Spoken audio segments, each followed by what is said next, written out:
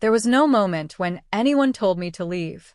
No harsh sentence, and oh confrontation, and oh visible rejection. Just small silences that slowly grew louder than words. Our house in the suburbs looked exactly the same from the outside. The white curtains still moved softly when the morning breeze came through the kitchen window. The dining table still had 3 chairs, and every evening, I still set the table the same way I always had. One for Saad, one for Sanaa, and one for myself. Routine has a strange way of hiding emotional changes. Everything can look normal, even when the roles inside a home quietly shift. After Saad got married, I told myself something very simple. This is good. This is natural. This is how families grow. And I meant it. Sanaa was respectful, gentle, careful with her words. She never disrespected me, not once. And Saad, my son, was still the same loving boy at heart, even if adulthood had softened his need for me. At least that's what I believed in the beginning. Every morning I woke up before them. Old habits stay even when they are no longer required.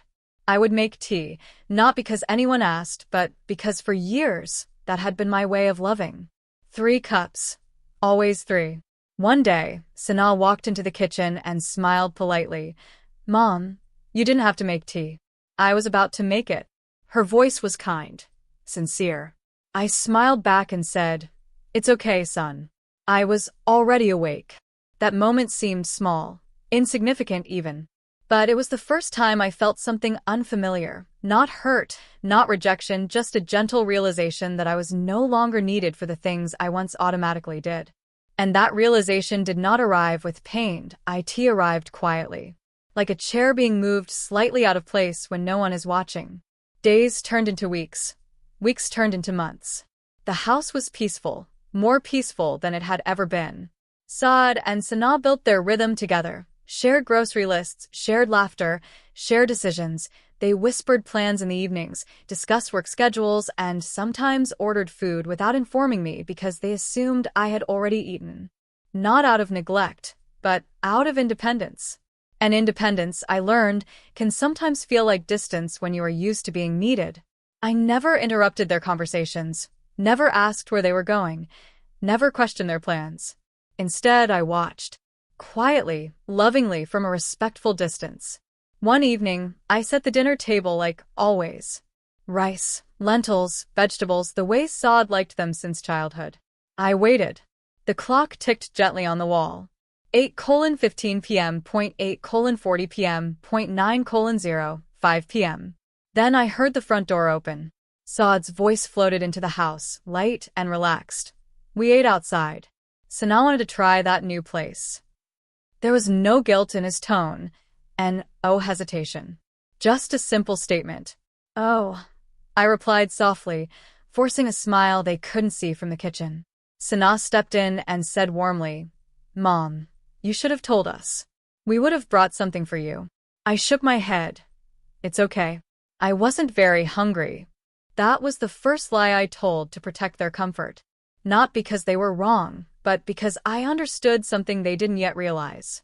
They were building a life together, and naturally that life did not revolve around me anymore. That night, I packed the untouched food into containers. The kitchen light felt brighter than usual, or maybe the silence around it did. I stood there for a long time, holding a serving spoon in my hand, asking myself a question I had never asked before. When did I stop being part of their daily plans? Not excluded, just not considered first anymore. And strangely, I did not feel anger. Only awareness. Mothers are not replaced, but their roles evolve, quietly, invisibly, without announcement. The next morning, I woke up again before sunrise. Out of habit, I walked into the kitchen and paused. For the first time in years, I did not immediately reach for the kettle. Instead, I stood still, listening. The house was silent, peaceful, complete. And in that silence, I noticed something important. Nothing was falling apart without me rushing to manage everything. No one was struggling, and no one was calling my name from another room, and urgent requests, and small dependencies. Just life, moving forward smoothly. Later that day, Sanaa cooked lunch. She called out softly, "Mom, Food is ready. I joined them at the table. Saad smiled and said, Sana makes really good pasta now. You should taste it. I nodded, genuinely proud. I'm glad, I replied. And I meant it. Because I had not raised a son to depend on me forever. I had raised him to build a life, a partnership, a home. And he was doing exactly that. So, why did a quiet part of my heart feel unnecessary? Not unloved, never unloved. Just gently sidelined by the natural flow of adulthood. One afternoon, I knocked on Saad's door to ask if he wanted tea. Before I could knock twice, I heard laughter inside. Soft. Comfortable. Shared. I froze.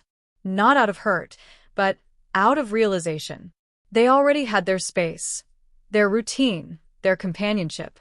My interruption, even with love, was no longer essential. So I lowered my hand and walked back to the kitchen without knocking. That was the first time I left without being asked. And no one noticed. Days passed. Small patterns became clearer. They discussed weekend plans with each other, watched movies together, made late-night snacks together. And I remained present, available, kind, but quieter, less involved. Not because anyone pushed me away, but because something inside me began to understand a truth most mothers learn silently. Love does not always require constant presence. One Sunday morning, Saad came into the kitchen while I was cutting fruit. Mom, you don't have to do so much anymore, he said casually. We can manage. Manage. Such a simple word. Such a heavy realization. I smiled gently. I know, son. And in that moment, something shifted inside me. Not painfully, not dramatically. Just a soft internal adjustment. Like rearranging emotional furniture no one else could see. That evening, instead of waiting for them to ask about dinner, I ate early. Alone. Peacefully. Not as a protest. Not as sadness. But as acceptance.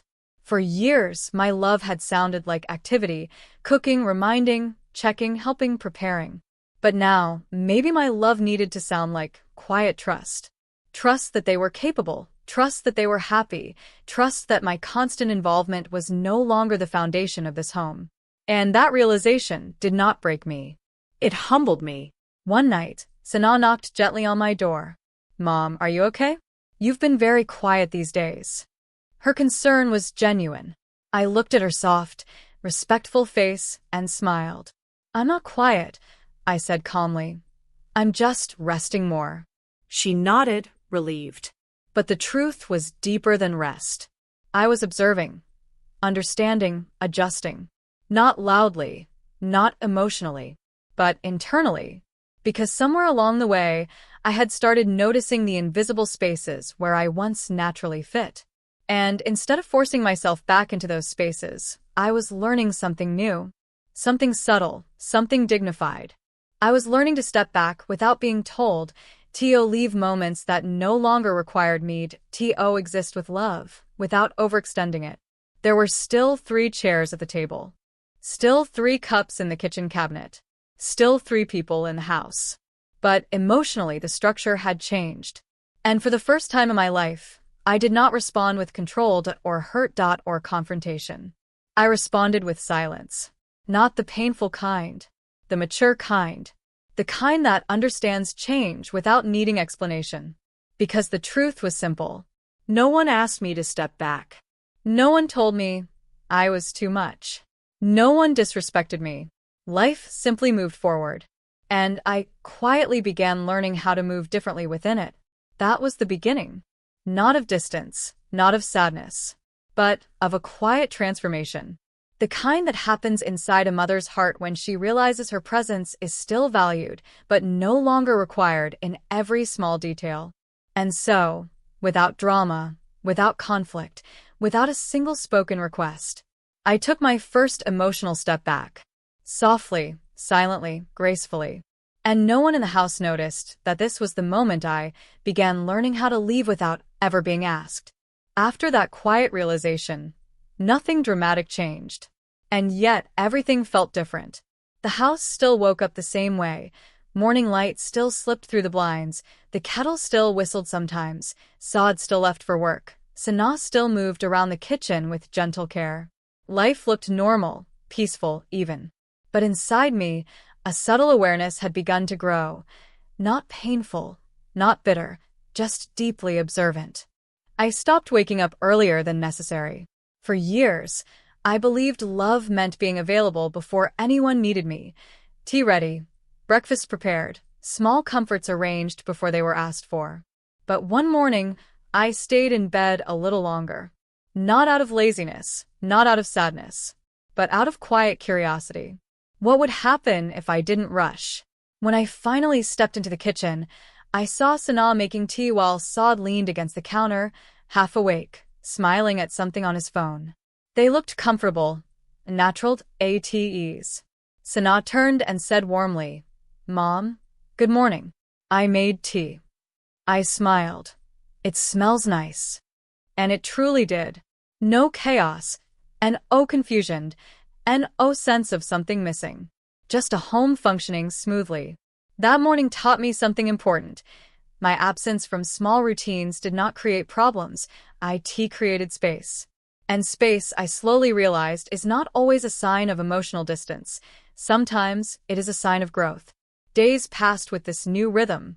I no longer asked, "What should I cook?" or "When will you come home?" Instead, I listened more, spoke less, observed quietly. One evening, I was folding laundry in the living room when Saad and Sana walked in together, laughing softly about something that had happened outside. Their laughter filled the room in a way that felt warm, not excluding. Still, neither of them noticed that I had already finished all the housework that used to be discussed as a shared responsibility. Not because they were careless, but because I had always done it before anyone had the chance to think about it. That night, I folded the last shirt and paused. For the first time, I left some things unfinished. Just small things, dishes in the sink, cushions slightly out of place. Not as a test, not as a message, but as an experiment with myself. Would the house feel different if I stopped silently maintaining every detail? The answer came gently. Sana washed the dishes later. Saad adjusted the cushions absent-mindedly while watching TV. No frustration, and complaints. Just natural adjustment. And something inside me softened. For years, I had believed that my constant involvement was what kept the home balanced, but now I was seeing a quieter truth. The home was stable not because I did everything, but because I had raised a son capable of sharing life with maturity. One afternoon, I overheard them planning a weekend outing. "We should go Saturday evening," Sana suggested. Saad nodded. "Yeah, that sounds good." There was a small pause. Not intentional, not awkward. Just a natural silence where, once upon a time, my opinion would have been included automatically. They didn't ask, "Mom, will you come?" Not because they didn't care, but because their plans now belonged primarily to their shared life. And strangely, that realization did not sting. It settled, like a truth finally understood rather than feared. That evening, Sana came to my room gently. "Mom, we're going out on Saturday. Just a short dinner." Her tone was respectful, careful, kind. I looked up from my book and smiled. "That sounds nice. You both should go." She hesitated. "Are you sure? We can stay if you want." That question touched me more than an invitation would have. Because it was an obligation. It was consideration. "I'm sure," I replied softly. "You don't need to adjust your plans for me." And I meant every word. After she left, I sat quietly for a long time. Not feeling abandoned, not feeling lonely. Just aware that my role was gently shifting from central presence to supportive background. And there was dignity in that if I accepted it gracefully. Saturday evening arrived. The house became unusually quiet after they left. No television sounds, and shared conversations drifting from room to room. Just silence. I made myself tea. 1 cup. For the first time in years, I did not instinctively reach for 3. I sat near the window and watched the sky change colors. And instead of asking, why didn't they insist I join? I asked something more honest. Why did I always feel responsible for being included in everything? Perhaps because motherhood, over time, becomes identity. And when that identity is no longer required in the same way, a quiet emptiness can appear, not from lack of love, but from lack of necessity. When they returned that night, Sana knocked softly on my door. "Mom, we brought dessert for you." I smiled as she handed me the box. Such a small gesture, such a meaningful one. They had not forgotten me. They had simply lived their evening. And that difference was important. Over the next few weeks, I made more quiet changes. I stopped reminding Saad about small things he already knew, stopped checking if Sana needed help every hour, stopped inserting myself into conversations that were flowing naturally without me. Not dramatically, not visibly, just gradually, like lowering the volume of my presence rather than turning it off. One morning, Saad looked at me curiously. "Mom, you've been very calm lately." I smiled gently. "I've always been calm." He laughed softly. "No, I mean quieter, more relaxed. That word stayed with me. Was I relaxed, or was I learning a new way to exist in my own home? Perhaps both. That afternoon, I sat in the living room while Sana worked on her laptop and Saad scrolled through his phone beside her. No one asked me to bring tea, and no one asked me to prepare snacks. And for the first time, I did not automatically stand up to offer. Not because I didn't want to, but because I was learning to separate love from constant service. And something beautiful happened. After a while, Sana looked up and said, "Mom, can I make tea for you?" I blinked slightly, surprised. "Yes," I replied softly. She smiled and went to the kitchen. That simple moment carried a quiet emotional weight. When I stopped overgiving, space appeared for others to give back naturally. Not out of guilt, not out of obligation, but out of genuine care. Nights became calmer for me. I no longer waited in the living room until they finished their conversations, and no longer stayed awake just to feel included in late-night discussions. Instead, I began going to my room earlier, reading, reflecting, resting. Not withdrawing emotionally, just repositioning myself internally. One evening, as I walked past their room, I heard soft laughter again. I paused for a second, then kept walking. That small decision felt symbolic. I did not need to enter every moment to remain loved. I did not need to be present in every conversation to remain valued. Love, I was realizing, does not disappear when involvement decreases. Sometimes, it simply becomes quieter, more mature, more respectful, more balanced. Weeks later, something unexpected happened. Saad came home early one day and found me sitting peacefully with a book instead of working in the kitchen. He looked around and said jokingly, "Mom, the house feels very calm these days." I closed my book gently. "Is that a bad thing?" He shook his head immediately. "No, it actually feels lighter." Lighter. That word echoed inside me long after the conversation ended. Maybe my constant activity had once filled every corner of the house, lovingly, but heavily. And now, my quiet presence was allowing the home to breathe. Later that night, as I prepared my own tea again, I noticed something deeply personal. I no longer felt the silent urge to prove my usefulness. No internal pressure to stay needed, and no emotional rush to stay central. Instead, there was a quiet acceptance forming inside me. I was still loved, still respected, still part of the family. But I was no longer the axis around which everything revolved. And that was not a loss. It was evolution. Standing by the kitchen window, holding my cup, I whispered a truth to myself for the first time. No one is asking me to leave. Life is simply asking me to step differently. And that difference required wisdom, not reaction. Grace, not resistance. Because the truth was gentle and clear. They were not pushing me away. They were building their life. And instead of clinging to my old role, I was slowly learning a new one. One built on quiet dignity, emotional balance, and silent self-respect. I was still present, still loving, still attentive, but no longer overextending myself to fill spaces that no longer needed to be filled. And without anyone noticing, without a single conversation, without any dramatic moment, I continued learning the same lesson I had begun in silence. How to step back from moments that did not require me. how to exist with love without overpresence, and most importantly, how to leave emotional spaces quietly without ever being asked. By the time I reached this phase of my journey, my life had not changed dramatically. There were no confrontations, no emotional conversations, no visible tension in the house. And yet, something inside the atmosphere of our home had quietly shifted. Not because anyone did anything wrong, but because I had started doing something different. I had stopped filling every silence.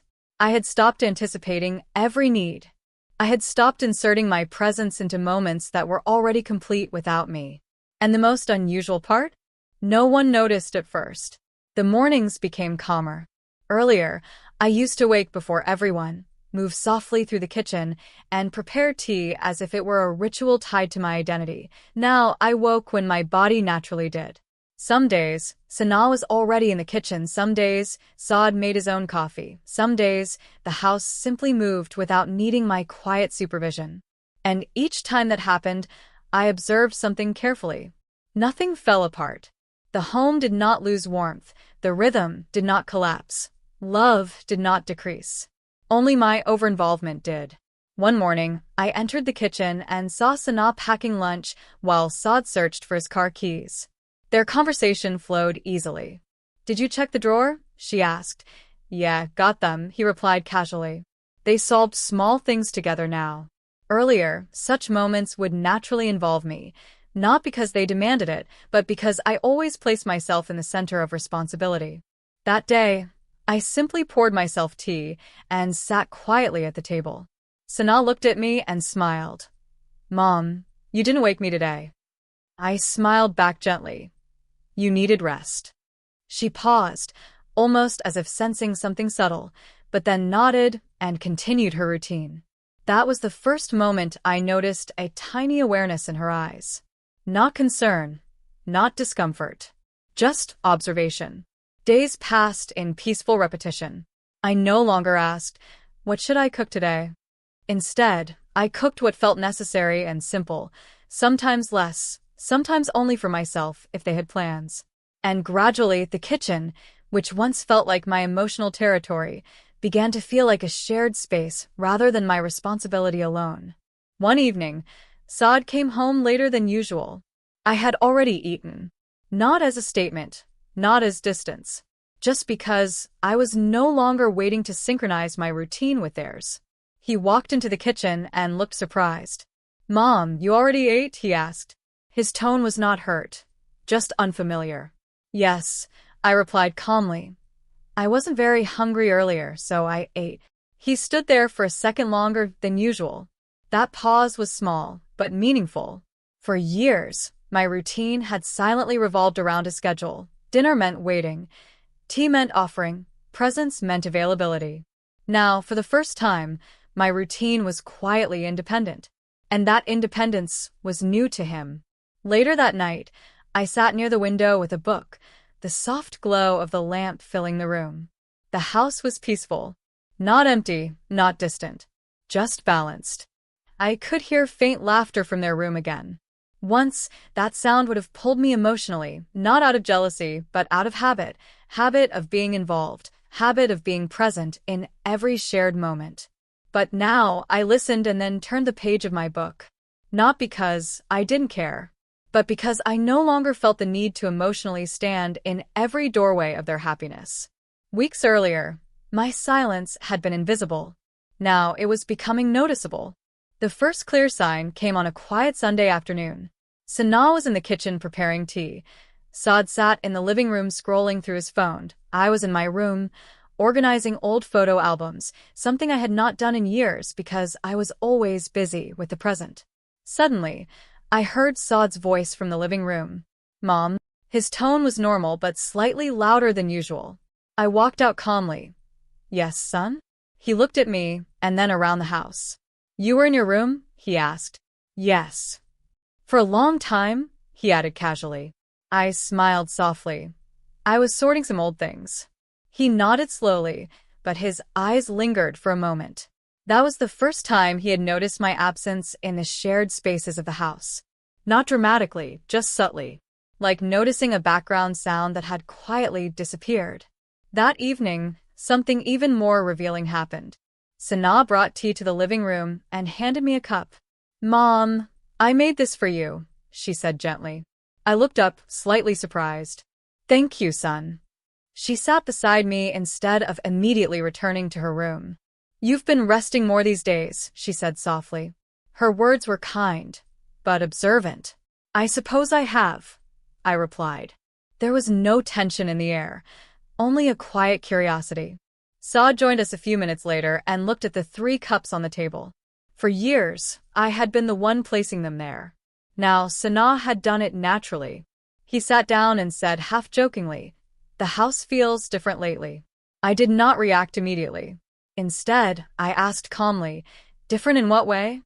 He thought for a moment. "Quieter," he said. That word did not hurt me, because it was true. But it was not the silence of sadness. It was the silence of emotional adjustment. "I think it feels peaceful," I replied gently. He nodded slowly, as if processing something he could not fully name. And that was the moment I understood something important.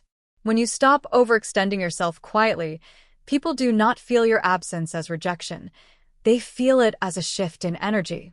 Not heavy, not negative. Just noticeable. Over the next few days, Saad began observing small things more carefully.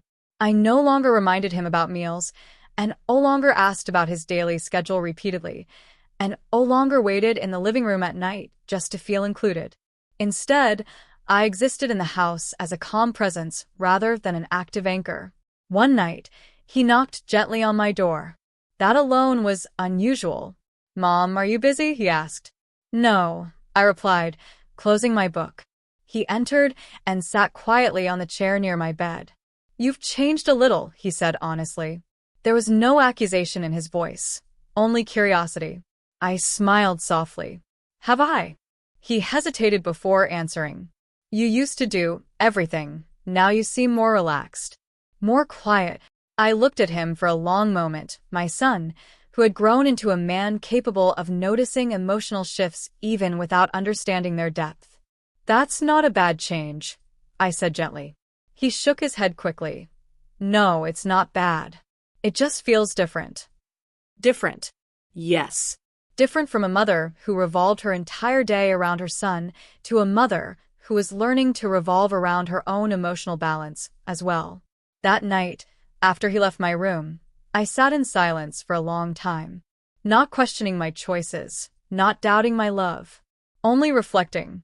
For years, my presence had been constant, predictable, dependable in every small corner of the home. Now, my calm withdrawal from unnecessary involvement had created a new emotional space. And that space was not empty. It was dignified. It was peaceful. It was self-respecting. The truth I was slowly embracing became clearer with each passing day. No one had asked me to step back, but life had naturally stopped requiring my constant presence. And instead of reacting with hurt, I had responded with grace. Instead of demanding inclusion, I had chosen quiet understanding. Instead of holding on tightly to my old role, I had loosened my emotional grip, gently, lovingly, silently. One evening, as I turned off the kitchen light earlier than usual and walked toward my room, I heard Saad whisper softly to Sana. "Mom doesn't get tired anymore like before, she just rests more." There was no complaint in his voice, only reflection. And for the first time, I realized something deeply profound. My silence had finally become visible, not as distance, not as coldness, but as a calm shift in how I existed within the family. I was still there, still loving, still present, but no longer overgiving in ways that quietly erased my own space. And in that realization, my heart felt neither heavy nor empty. It felt steady, because without arguments, without emotional speeches, without any dramatic moment, I had reached a new stage of my journey. A stage where my quiet presence was no longer automatic background noise, but a conscious, balanced choice. And somewhere deep inside, I knew this was only the beginning of a deeper understanding. That learning to leave certain emotional spaces silently does not mean leaving love behind. It simply means learning where your presence is needed and where your peace is more important. By the time my silence became a pattern, it was no longer just a quiet adjustment inside me. It had started shaping the atmosphere of the house. Not in a heavy way, not in a sad way, but in a way that felt calmer, more spacious, less centered around me. And that was new. For years, my presence had been woven into every corner of daily life. The kitchen timing, the meal routines, the small reminders, the emotional check-ins, the invisible supervision of everything that made a house feel managed. Now I was still present, but no longer managing everything. And slowly, Saad began to feel it. Not immediately, not dramatically, but in small human ways. One evening, he came home earlier than usual. I was sitting in the living room, reading quietly instead of standing in the kitchen waiting for him, something I had done for years without ever questioning it. He paused near the doorway. For a brief second, he looked around the house as if something was slightly different, but difficult to name. "Mom," he called gently. I looked up and smiled. "Yes, son? You didn't make tea today?" he asked, almost casually. His tone wasn't demanding. It was surprised. "I will if you want," I replied calmly. "I just thought you might like to rest first." He stood there for a moment, processing something silently. "I can make it," he said. That sentence was small, but emotionally significant. For the first time, he was not automatically expecting me to anticipate his needs, and for the first time, I was not rushing to fill that space before he even spoke. He walked into the kitchen himself. I did not follow. Not because I didn't care, but because I was learning to let life move without my constant involvement. From the living room, I could hear the soft sounds of the kettle, the cups, the cabinet doors opening and closing. Ordinary sounds. Yet they carried an extraordinary emotional shift. The house was functioning without my silent coordination, and it felt lighter. Later that night, Sanaa joined me on the sofa. "You've been reading more these days," she said softly. "Yes," I replied. "I finally have time to." She smiled, but there was curiosity in her eyes. "You used to stay busy all the time," she added. I nodded gently. I stayed busy because I thought being useful meant being present in everything. She did not respond immediately. Instead, she looked thoughtful, not uncomfortable, not defensive, just aware. That awareness was new between us. Not tension, not distance. Just a quiet recognition that my role in the house had shifted. Days passed, and the shift became clearer in everyday moments. I no longer asked about their daily plans unless they shared them first, and no longer adjusted my entire routine around their schedules, and no longer hovered near conversations just to feel included. Instead, I lived alongside them, peacefully, respectfully, independently. One Sunday afternoon, something happened that gently confirmed how much had changed. Saad and Sanaa were discussing weekend groceries. Earlier, such discussions would automatically involve me. "What should we buy? Do we need anything? Mom, what do you think?" But this time, they completed the entire conversation on their own. List made, plan decided, timing discussed. I was sitting nearby, quietly folding a shawl. They didn't ignore me. They simply handled it as a couple. And for the first time, I did not feel left out. I felt relieved. Relieved that they were capable, relieved that I no longer needed to carry the invisible responsibility of every household detail. That evening, when they returned from shopping, Sanaa placed a small bag beside me. "Mom, we brought your favorite biscuits," she said warmly. I looked up, surprised. "You remembered?" I asked softly. She smiled. "Of course." That simple gesture carried more emotional weight than constant involvement ever had. Because it showed something important. My quieter presence had not reduced their care. It had made it more intentional. A few days later, the turning point arrived, quietly, just like everything else. It was a weekday evening. I had eaten dinner early and was arranging my books in my room when I heard Saad's voice from the hallway. "Mom, did you eat?" "Yes, son," I replied calmly from inside. There was a short pause. Then he walked into my room. "You didn't wait for us?" he asked. His tone wasn't accusatory. It was unfamiliar. "I was hungry earlier," I said gently. You both were busy. He sat down slowly on the chair near the door. For a few seconds, he said nothing.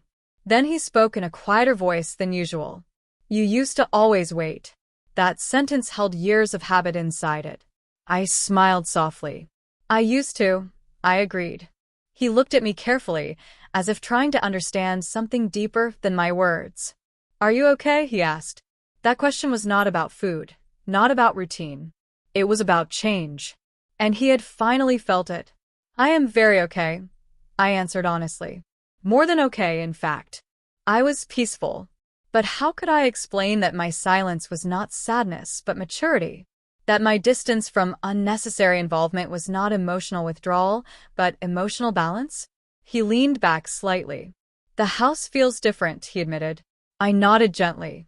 Different doesn't always mean worse. He did not argue, because deep down, he knew that the house had become calmer, less rushed, less dependent on my constant motion.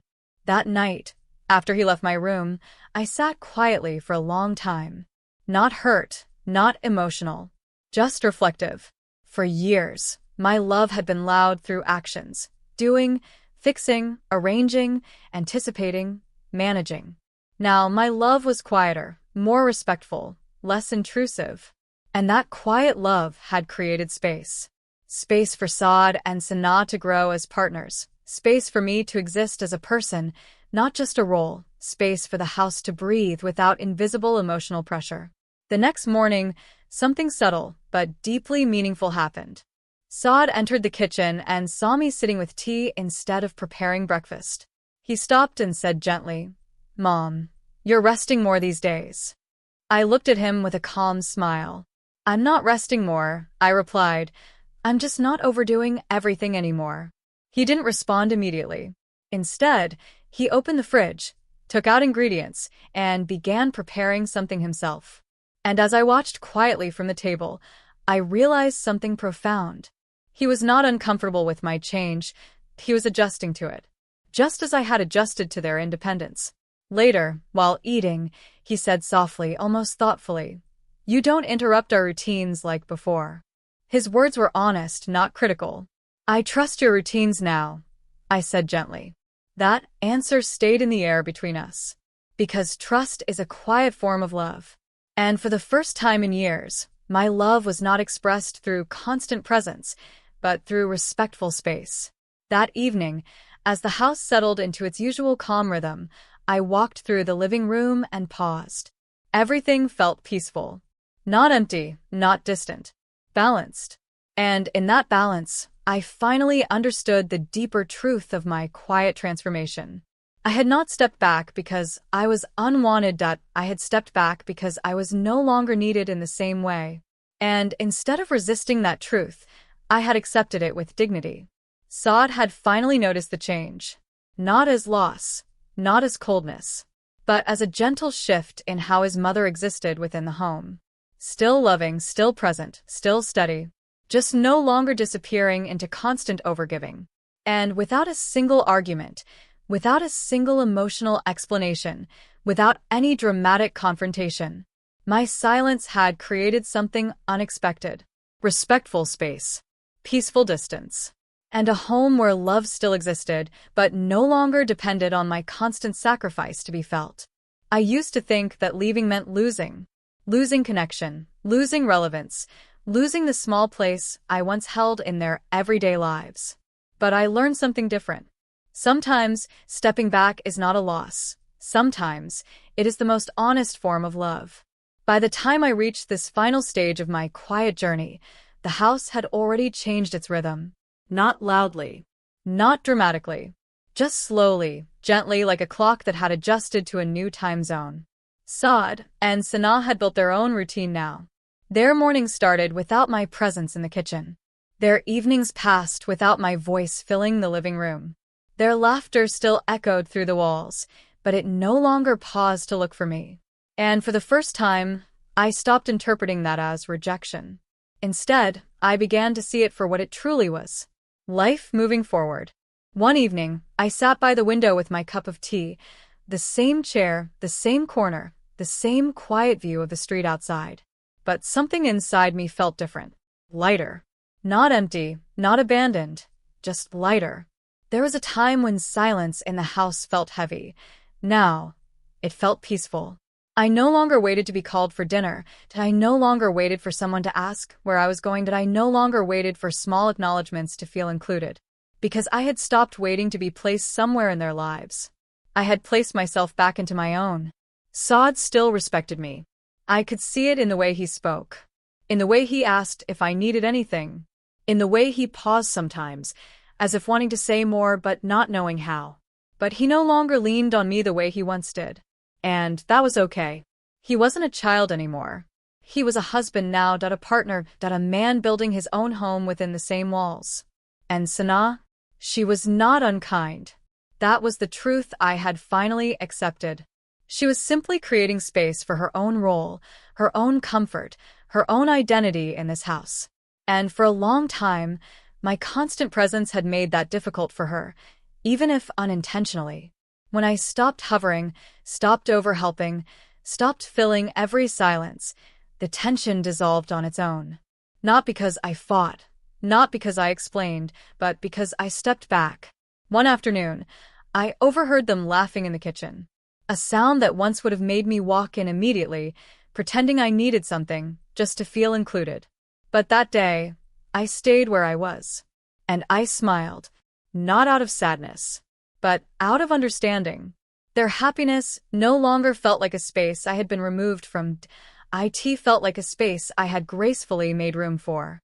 And strangely, that realization didn't hurt. It healed. Days turned into weeks, and weeks into months. Something unexpected began to happen. They started coming to me again. Not out of obligation, not out of habit, but naturally. Sana would sometimes sit beside me in the evening and ask small things, about recipes, about family stories, about how I used to manage everything when Saad was younger. Saad began lingering longer during our conversations instead of rushing away. And the difference was clear. I was no longer everywhere. So when I was present, my presence felt peaceful, not overwhelming. One night, Saad said something that stayed with me. "Mom, the house feels calmer these days." He didn't say it with accusation. He said it with relief.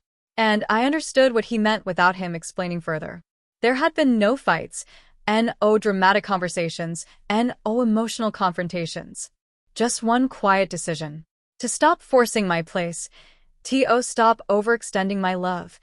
To stop proving my worth through constant presence. And that single decision had changed everything. Not loudly, but deeply. I began spending more time with myself. Reading. Walking. Sitting in peaceful silence, without feeling forgotten. I rediscovered small things that once made me feel like an individual, not just a role. Because for years, I had been mother. Then slowly, I became present but unneeded. And now, I was simply myself again. There was a strange dignity in that. A soft kind of self-respect that didn't need validation. I no longer entered rooms just to feel included. I no longer offered help before being asked. I no longer explained my silence. And the house didn't collapse because of it. It adjusted, just like I did. One morning, Sana knocked gently on my door. "Mom, we're making breakfast together. Will you join us?" For a moment, I paused. Because that invitation felt different. Not automatic, not expected, but intentional. And that made it meaningful. I joined them quietly, without rushing, without overdoing, without taking control of the kitchen the way I used to. We cooked, we talked, we shared a peaceful morning. No tension, and unspoken discomfort. Just balance. Later that day, as I folded my shawl and placed it neatly on the chair, I realized something that brought tears to my eyes. Not of sadness, but of clarity. I had not been pushed out. I had simply stopped pushing myself into spaces where I was no longer needed in the same way. And that gentle withdrawal had protected my dignity. The strongest goodbye I ever gave was not a spoken one. It was the goodbye to over-explaining, to over-giving, to overstaying emotionally in places where my presence had become background noise. I didn't leave the house. I left the silent habit of shrinking myself to stay relevant. And in doing so, I found a kind of peace I had never known before. Now, when I sit in the quiet corners of the house, I no longer feel invisible. I feel at ease, because I am no longer measuring my worth by how often I am needed. I am measuring it by how peacefully I exist. Saad is happy, Sanaa is comfortable, the house is calm. And for the first time in years, So am I.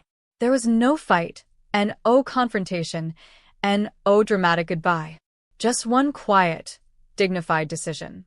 I learned to leave without being asked. I learned to step back without resentment. I learned that distance, when chosen with love, is not cold, it is kind. And the most surprising truth of all? My absence did not erase me. It finally gave me the freedom to exist without proving my place. I am still here, still loving, still present, but no longer disappearing inside my own overgiving. And that was the peace I had been searching for all along.